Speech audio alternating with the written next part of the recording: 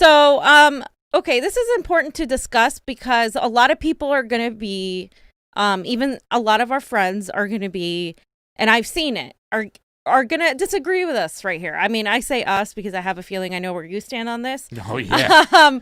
But we're journalists. We're indie media. We're constantly under the threat of censorship and suppression.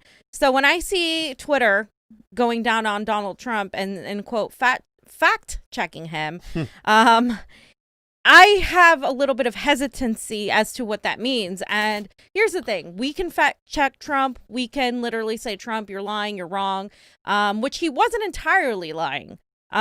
He manipulated things to talk about the voting by mail. Voting by mail, I don't trust voting in this country, period. So there is some element of vote by mail having its own issues, right?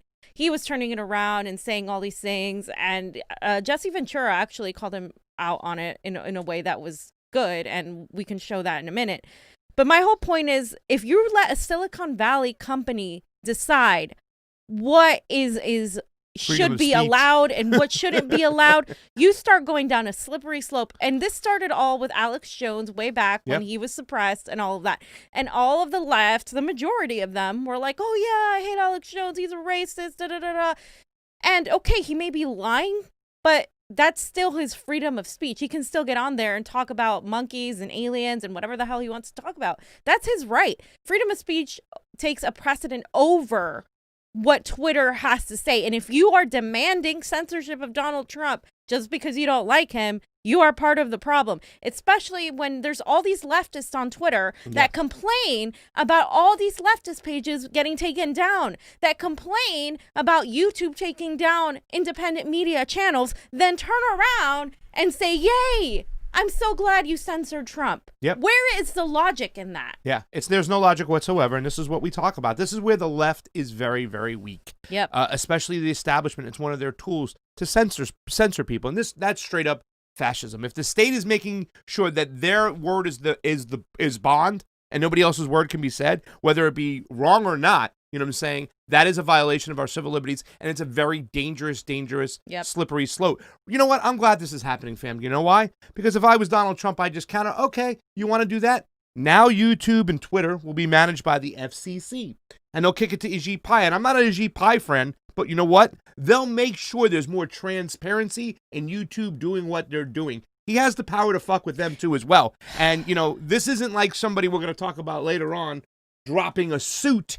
You know what I'm saying? This is someone who, you know, he can be a madman, right, Donald Trump?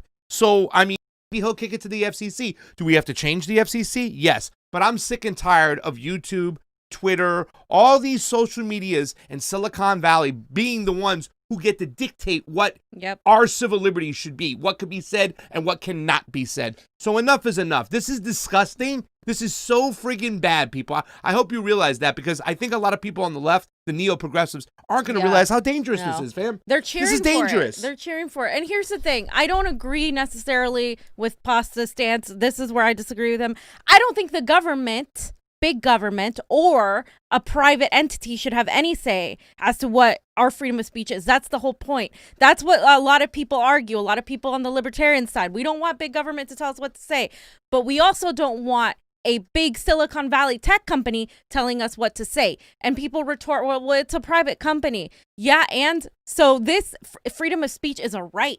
It's our right. It's our human right. Nobody should take advantage of it. And so when you are criticizing somebody like Donald Trump, you have to make sure that you can criticize him and say it the right way, but you don't have to necessarily demand for more censorship. Yeah, well, the thing is, I think the real solution is to make it a public utility, like Twitter, Facebook, YouTube, in any way, shape, or form. The thing is, when they punish us, any type of content creators, they don't even have to tell us why. They don't even have to be transparent about it. Nope. So, you know, maybe if they have to start becoming transparent about it and they have to understand, you know, they always go to, oh, it's what do they say? It's an algorithm and stuff that kind of pulls you up, whatnot. Well, somebody wrote that algorithm, okay? Somebody planted that. And time after time after time, they use their platform to promote their establishment fucking imperialistic narrative while telling us, the truth tellers, to shut up and shadow banning us and docking us pay and not letting us make a living off it. Johnny. They don't censor Joe Biden. No. That's the thing. Exactly. Yeah. Like if you're gonna do it, at least do you it have fairly. to do it for everybody. Potentially misleading. That should be put like on all of Joe Biden's tweets. Yeah.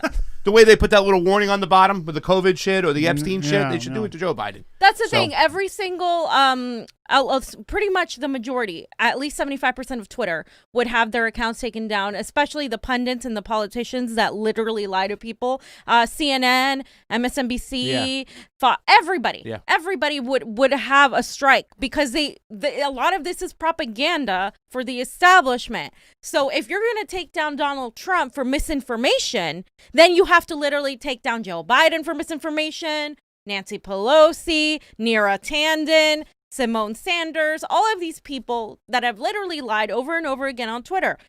That's it. It has to be like that. And I don't want to hear leftists complaining about leftist accounts or getting their Twitter taken down by some K-Hive Karen when because when it affects you, it sucks. But just because you don't like Donald Trump doesn't mean you change the law to fit your narrative. That's not how this works. They look at it, it's like, we won, we're right. We're the ones who are the voice of reasons. We have to, and that's, I know that's what but that's the mentality they have. Yeah. And Deep Space says Convo Couch would have 500,000 subscribers if you guys weren't shadow banned by YouTube. Well, Susan Wojcicki, the CEO of YouTube, is a big Hillary Clinton supporter, and fam has not been nice to Hillary Clinton, so therefore they suppress us.